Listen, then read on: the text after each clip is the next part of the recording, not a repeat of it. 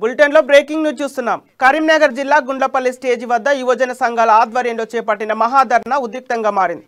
గుండ్లపల్లి నుండి గన్నేరువరం వరకు double road నిర్మాణం చేపట్టాలని డిమాండ్ చేస్తూ ఆందోళన చేశారు. దీంతో రోడ్డుపై భారీగా వాహనాలు నిలిచిపోయి ట్రాఫిక్ జామ్ అయింది. ఈ క్రమంలోనే ఎమ్మెల్యే రసమయ్య రాజీనామా చేయాలని డిమాండ్ చేశారు. అదే సమయంలో హైదరాబాద్ వెళ్లేందుకు అటుగా వచ్చిన ఎమ్మెల్యే రసమయ్య బాలకిషన్ ట్రాఫిక్లో చిక్కుకున్నారు. ట్రాఫిక్లో చిక్కుకున్న ఎమ్మెల్యేని చూసి ఆగ్రహానికి గురైన యువకులు కారు వెంట పరుగులు తీశారు. అనంతరం పోలీసుల సహాయంతో రసమయ్య వాహనంలో వెళ్లిపోయారు. ఈ నేపథ్యంలో ధర్నా చేసిన యువకులను పోలీసులు చెదరగొట్టి పరిస్థితిని అదుపులోకి తెచ్చారు. దీంతో కాసేపు అక్కడ తీవ్ర ఉద్రిక్తత నెలకొంది. అయితే మహాధర్నాతో తనను అడ్డుకోవడంపై ఎమ్మెల్యే రసమయ్య ఆగ్రహం వ్యక్తం చేశారు. రహదారి కోసం తాను ఇప్పటికే ప్రతిపాదనలు పంపానని వివరణ ఇచ్చారు. కాంగ్రెస్ అధ్యక్షుడు సత్యనారాయణ తీరుపై రసమయ్య మండిపడ్డారు. కొంతమంది కావాలని రాద్ధాంతం చేస్తున్నారని ఆరోపించారు.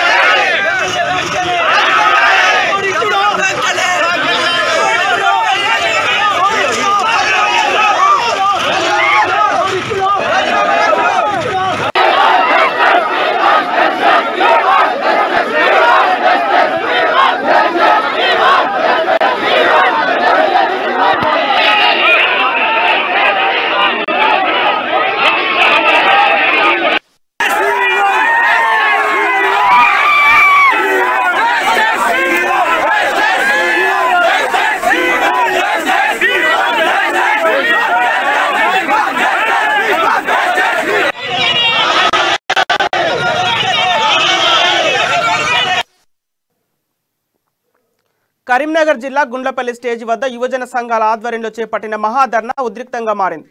గుండ్లపల్లి నుండి గన్నేరువరం వరకు డబుల్ బెడ్రూమ్ నిర్మాణం చేపట్టాలని డిమాండ్ చేస్తూ ఆందోళన చేశారు. దీంతో రోడ్డుపై భారీగా వాహనాలు నిలిచిపోయి ట్రాఫిక్ జామ్ అయింది. ఈ క్రమంలోనే ఎమ్మెల్యే రసమయ్య రాజీనామా చేయాలని డిమాండ్ చేశారు.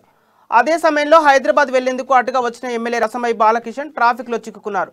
ట్రాఫిక్లో చిక్కుకున్న ఎమ్మెల్యేని చూసి ఆగ్రహానికి గురైన యువకులు కారు వెంట పరుగులు తీశారు. అనంతరం పోలీసుల సహాయంతో రసమయ్య వాహనంలో వెళ్లిపోయారు. ఈ నేపథ్యంలో ధర్నా చేసిన యువకులను పోలీసులు చెదరగొట్టి పరిస్థితిని అదుపులోకి తెచ్చారు.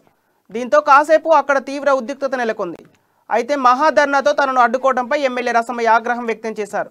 రహదారి కోసం తాను ఇప్పటికే ప్రతిపాదనలు పంపానని వివరణ ఇచ్చారు. కాంగ్రెస్ అధ్యక్షుడు సత్యనారాయణ తీరుపై రసమయ్య మండిపడ్డారు. కొంతమంది కావాలని రాద్ధాంతం చేస్తున్నారని ఆరోపించారు.